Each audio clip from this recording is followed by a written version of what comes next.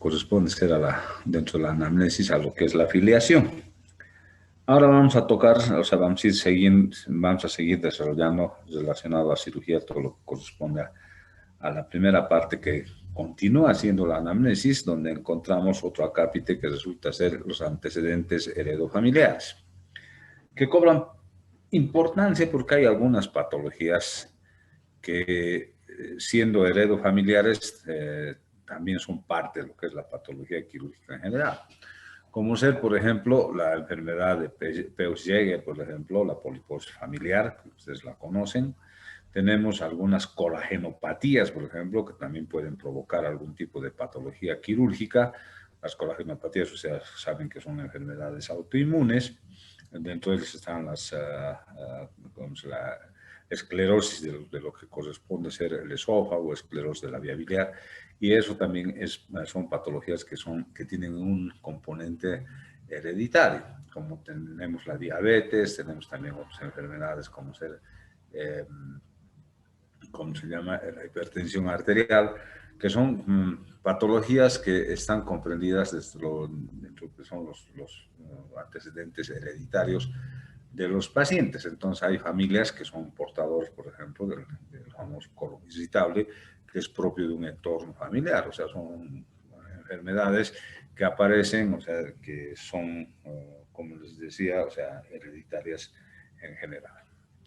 Luego tenemos los antecedentes personales, donde están, y además, entonces, en este acápite también incluimos los hábitos o el hábito constitucional del paciente.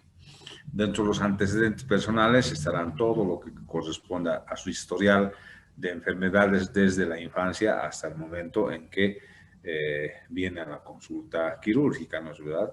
¿Cobrará alguna importancia? En algunos casos sí, en otros casos no. O sea, los antecedentes quirúrgicos sobre todo nos interesan por el mismo hecho de que eso nos da una pauta acerca de lo que es la idiosincrasia, acerca de lo que respecta a lo que es el uso de los anestésicos, por ejemplo, ¿no es verdad? Entonces debemos preguntarles si ha recibido anestesia local, anestesia general, para saber si no tiene procesos de tipo alérgico, que son importantes en relación a los antecedentes personales del paciente. También los hábitos, el hábito constitucional o el hábito que tiene el paciente es importante. Los pacientes que tienen tendencia a, ¿cómo se llama?, al uso del tabaco, por ejemplo, el tabaquismo, que en cirugía cobra un valor importante porque seguramente esos pacientes que tienen tabaquismo tienen tendencia a tener restricción de tipo respiratorio. Por tanto, entonces va a cobrar importancia en el sentido de que el paciente, si es que estamos frente a una cirugía electiva, vamos a decirle al paciente, bueno, que debe tomar unos días para mejorar un poco su mecánica respiratoria. Lo propio ocurre con el uso en nuestro país, es muy común, ahora se ha popularizado más aún todavía de la coca, ¿no es verdad? Hay muchos pacientes que mastican coca, que tiene también una implicancia en cuanto se refiere a cualquier tipo de patología. No nos olvidemos que la coca es un alcaloide y además no se la mastica sola, pues o sea, le aumentan creo que algunos otros aditamentos como ser el famoso bicarbonato y que puede provocar a la larga gastritis de tipo atrófica o úlceras gastroduodenales por atrofia de la mucosa. Entonces, todos esos elementos cobran importancia. Y en nuestro medio, uno de los elementos más importantes todavía resulta ser el alcoholismo, ¿no es verdad? Entonces, pacientes bebedores de alcohol, como ustedes, por ejemplo, o sea, el estudiante de medicina tiene tendencia a ser bebedor social, ¿no es verdad? Porque en nuestro país, lastimosamente, no existe fiesta donde no haya alcohol. Entonces, alcohol siempre va a haber en toda fiesta, que les digo, o sea, para cualquier acontecimiento que se festeje siempre está presente el alcohol. Entonces, tenemos como una patología y ahora está cobrando mayor importancia el uso del alcohol porque se ha visto ya mayores casos de patologías referidas al uso o a la ingesta de alcohol en forma consuetudinaria. Bueno, nosotros en realidad, la mayor parte de nosotros, la gente de clase media y demás, somos alcohólicos sociales, o sea, la parte profesional, sobre todo alcohólicos sociales, pero nuestra clase medio baja ya son alcohólicos, hay mucha gente alcohólica, sin desmerecer tampoco que hay gente que que tiene cultura también que se dedica al alcohol bueno, por diversos motivos, ¿no es verdad? Entonces tenemos que tomar en cuenta también el uso del alcohol en los pacientes que vamos a tratar respecto a lo que es la historia clínica como tal. ¿Qué otros antecedentes es importante indagar? Indagar, como les decía, los antecedentes patológicos del paciente que hemos visto en los antecedentes personales. Antecedentes patológicos, importante porque hay patologías, como hemos dicho, que son importantes los antecedentes quirúrgicos y también algún tipo de enfermedades, como ser, por ejemplo, algunas patologías como la hepatitis, por ejemplo, que resulta ser importante por el hecho de que ustedes saben que cuando se inflama el hígado, ya han debido ver ustedes en gastroenterología, tiene pues secuelas posteriores, y además si no es tratado bien, ¿no es verdad? Entonces un paciente con hepatitis que no ha recibido un tratamiento adecuado va a tener secuelas a posterior. Por tanto, entonces cobra importancia el hecho de investigar los antecedentes patológicos del paciente. Y el último acápite de la parte que corresponde a la anamnesis resulta ser la enfermedad actual. En la enfermedad actual ustedes saben que hay que considerar una serie de elementos importantes. O sea, si nosotros colegimos, o sea, que recabamos la información del paciente adecuada, si vale el término, en el sentido de que investigamos bien los síntomas por los cuales consulta el paciente, muchas veces la orientación de nuestro diagnóstico va a estar acertada, pues, porque si nosotros investigamos, como habíamos visto en la primera parte cuando hablábamos de dolor, este síntoma es el que con mayor frecuencia nos va a orientar a un diagnóstico. Entonces, en la enfermedad actual vamos a recoger todo lo que el paciente nos diga acerca del padecimiento por el cual está consultando. Por tanto, entonces ahí debemos nosotros ser muy acuciosos en tratar de recoger hasta el más mínimo detalle de la patología que aqueja al paciente. Entonces, los síntomas que nos va a referir el paciente debemos investigarlos en tal forma que nos oriente en gran medida a lo que es el diagnóstico al cual nosotros debemos llegar, ¿no es verdad? Entonces nos va a orientar de sobremanera la sintomatología que tiene el paciente, sobre todo el síntoma más importante que habíamos visto, que es el síntoma dolor, que es el que nos va a llevar a un diagnóstico casi certero de la patología que nosotros vayamos a observar. Yo siempre recomiendo que deben hacer un examen minucioso acerca de la historia clínica en el sentido de recabar todos los datos que les vayan a servir para llegar a un diagnóstico. Luego de la enfermedad actual, entonces aquí terminamos con la primera parte de la anamnesis y vamos a entrar a lo que corresponde ser el examen físico. Dentro del examen físico, no muchas cosas que hablar no vamos a tener, sino lo único que quiero recomendarles es que seamos médicos, primero clínicos, no seamos exámenes que se llaman, no seamos médicos de exámenes complementarios. Por tanto, tienen que practicar mucho. Lastimosamente, esta época que ustedes están viviendo el año pasado y este año, ojalá que en algún momento tengamos clases presenciales, lastimosamente los diagnósticos son en base al examen físico y con clases virtuales es difícil pues enseñarse a hacer un buen examen físico, ¿no es verdad? Que está basado clínicamente, ustedes en semiología han de llevar todo lo que corresponde a los 4 pasos fundamentales del examen físico, cuál es la observación, la palpación, la percusión y la auscultación. Entonces, esos son los 4 pilares fundamentales del examen físico semiológico, donde vamos a recoger signos importantes para llegar a un diagnóstico. Entonces, buscaremos signos, buscaremos puntos dolorosos, buscaremos una serie de elementos que nos lleven a un diagnóstico de tipo clínico en general. Y en cirugía hay un factor importante que debemos considerar sin dejar de lado, o sea, el protocolo, digamos, de la exploración clínica, ¿no es verdad? Debemos saber que en algunas patologías, sobre todo las referidas al tubo digestivo, no debemos de olvidarnos de hacer el tacto rectal.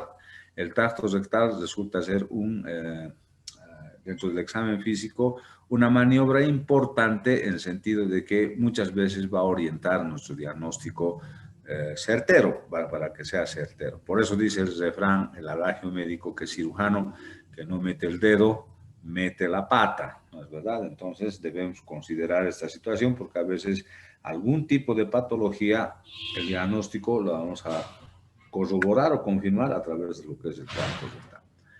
Pero hay una cosa que deben saber, o sea, cuando ustedes están en una consulta, siempre para realizar este tipo de maniobras tiene que ser con la presencia de alguien. En el caso de los médicos, muchas veces en presencia de una enfermera, ¿no es verdad? Porque más aún si el médico es varón y la paciente es mujer, ¿no es verdad? Porque hacer el tacto rectal es un examen delicado en el sentido de que puede llevar a malas interpretaciones, ¿no es verdad? Y entonces debe estar presente una enfermera o en su caso algún familiar del paciente, si la paciente es menor de edad, sobre todo, y debe estar presente un familiar. Nunca hagan tactos rectal solos, o sea, porque eso lleva, como les decía, a malas interpretaciones y muchas veces pueden ser sujetos a acusaciones de toqueteos impúdicos, una serie de situaciones que no son nada agradables para el médico cuando tiene este tipo de acusaciones. Y también no debemos de dejar de tomar en cuenta el tacto vaginal, ¿no es verdad? Que el tacto vaginal también es importante en algún tipo de patología, inclusive, o sea, es un examen que nos va a ayudar un poco, digamos, en la parte que corresponde a lo que es hacer los diagnósticos diferenciales, sobre todo a enfermedades que se refieren a la parte pélvica en la mujer, sobre todo. Pero para ello, muchas veces debemos solicitar la colaboración o la ayuda de un ginecólogo, porque muchas veces nosotros no estamos en la capacidad como cirujanos no estamos entrenados para hacer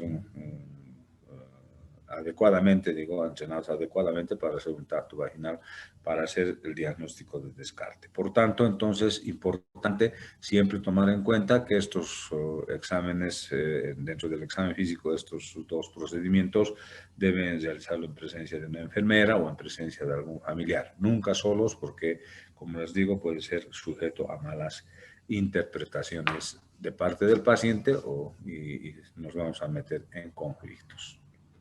Bien, cuando nosotros terminamos de hacer el examen físico, debemos tener más o menos una idea de qué es lo que nosotros hemos encontrado en relación a algún tipo de patología. Por tanto, debemos decir que cuando terminemos el examen físico, debemos tener un diagnóstico presuntivo. ¿Qué quiere decir? Que debemos tener ya una idea de qué patología está acusando al paciente en relación a lo que es su patología.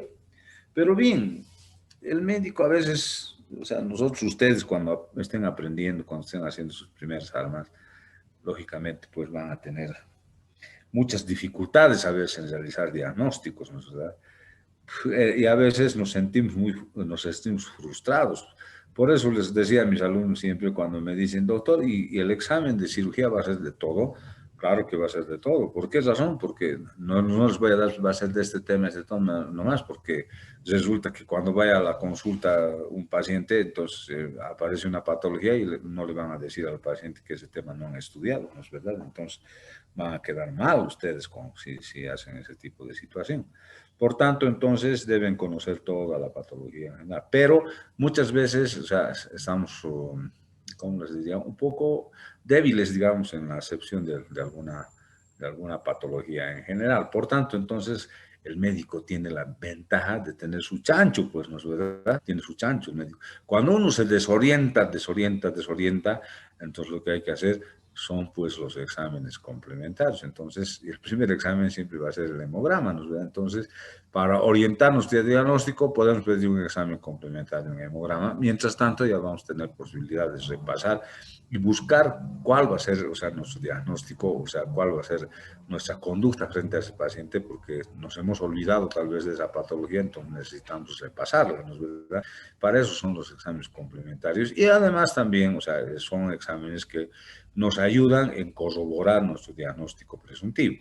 Por tanto, entonces, los exámenes complementarios los vamos a subdividir en dos tipos de exámenes. Los exámenes referidos a lo que es los exámenes de laboratorio y aquellos exámenes que se los realiza en gabinete. Entonces, dentro de los exámenes de laboratorio, el primer y fundamental examen, no se olviden, en todo paciente que ustedes vean, siempre pidan un hemograma. El hemograma va a resultar siendo de suma importancia por el hecho de que ahí van a tener, o sea, la correlación de los glóbulos rojos, van a tener la correlación de los glóbulos blancos, para ver si el paciente tiene o no tiene una anemia, y en relación a los glóbulos blancos, ustedes saben si el paciente va a venir con fiebre y con dolor, entonces vamos a pensar en un cuadro que hemos dicho infeccioso, y vamos a corroborar con un examen complementario, que son los glóbulos blancos, donde van a estar elevados en caso de un cuadro infeccioso. Por tanto, entonces debemos realizar el primer examen, es el hemograma. Y dentro de ello, del hemograma también, si nosotros estamos orientando con el examen físico nuestro diagnóstico a una patología de tipo quirúrgica, en el hemograma debemos aumentar, ¿qué cosa? El coagulograma, ¿no es verdad? El coagulograma, donde nosotros vamos a poder observar cómo está el nivel de coagulación del paciente para poder ser intervenido quirúrgicamente. Entonces, dentro de la primera fase, entonces el hemograma nos va a orientar el cuadro de anemia, cuadro de proceso infeccioso, y también con el coagulograma vamos a orientar nuestro diagnóstico a que el paciente tiene buen sistema de coagulación para poder realizar cualquier tipo de intervención quirúrgica. Pero no queda ahí, o sea, dentro de lo que es el hemograma. Entonces, dentro de lo que es el hemograma, nosotros, o sea, vamos a hacer esta parte, lo que estamos diciendo, de que resulta ser un examen prequirúrgico también, ¿no es verdad? Cuando nosotros orientamos a una cirugía. Y aquí debemos ser acuciosos para pedir, o sea, dentro de lo que es el hemograma, los exámenes de la química sanguínea, orientado siempre a la patología que nosotros estamos pensando que está padeciendo el paciente. Porque de pedir se puede pedir todo, ¿no es verdad? Agarramos y le pedimos un examen, pero completísimo le podemos pedir, pero debemos ser nomás mesurados en el sentido de que debemos orientar nuestros exámenes complementarios también al diagnóstico al cual hemos llegado después del examen físico. Entonces aquí vamos a pedirle que se llama todos los exámenes correspondientes a la patología que nosotros estamos pensando. Por decirles un ejemplo, si es una patología de tipo bilidigestiva, entonces pediremos pues las transaminasas, también pediremos las bilirrubinas, ¿no es verdad? Y si estamos pensando en que se trata de una pancreatitis, aumentaremos con la amilasemia. Por tanto, entonces va a estar orientado nuestro diagnóstico a esa patología como tal. Y como resulta ser este estudio complementario de sangre también una especie de balance de lo que es el metabolismo del paciente, no debemos olvidarnos de entre la química sanguínea de pedir lo que es la glucemia y lo que es, ¿cómo se llama? Los exámenes que se refieren a la función renal. En este caso debemos pedir la urea y la creatinina, ¿no es verdad? Que son valores importantes que nos orientan en cuanto se refiere a la función renal, y además la glicemia nos va a orientar si el paciente es o no es diabético, porque no nos olvidemos que vamos a hacer uso de medicamentos, inclusive los sueros que pueden tener contenido de azúcar. Entonces, para evitar colocar este tipo de sustancias, para evitar justamente una hiperglicemia en el paciente. Sin olvidarnos nunca de que en la parte quirúrgica también resulta de suma importancia el hecho de solicitar un proteinograma. El proteinograma, que es importante porque ustedes saben que todo proceso de cicatrización está referido a la cantidad de proteínas, porque son los ladrillos con los cuales se construye la estructura anatómica humana. Entonces, el hecho de pedir un proteinograma nos va a decir si el paciente tiene una buena nutrición, y por tanto vamos a ver que tenga la posibilidad de una buena cicatrización respecto a lo que es la cirugía como tal. Dentro de los exámenes de gabinete, ya vamos a orientar también nuestro diagnóstico. De pedir se puede pedir todo, ¿no es verdad? Se puede pedir desde el inicio desde una radiografía hasta una resonancia magnética, pasando por la ecografía, tomografía y la resonancia magnética. Pero debemos orientar siempre nuestro diagnóstico porque, por ejemplo, una radiografía de abdomen no nos va a servir mucho en cuanto respecta a una apendicitis. Entonces, ahí pediremos que con una ecografía, lo propio en la vía biliar, la ecografía resulta ser un estudio importante, ¿no es verdad?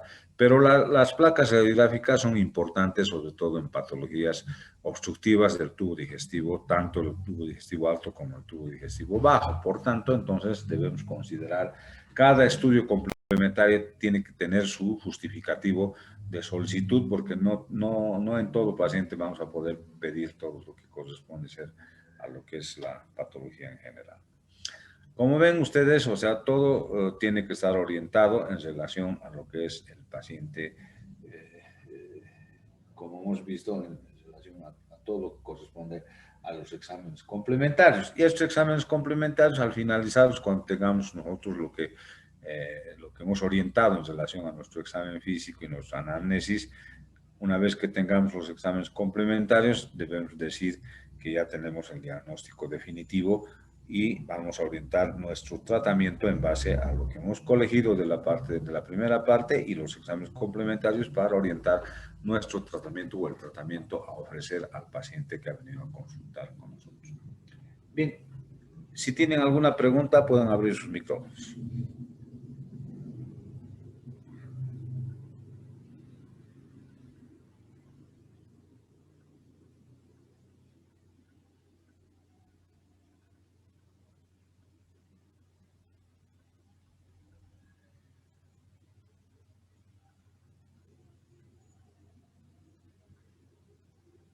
Todo está bien, doctor.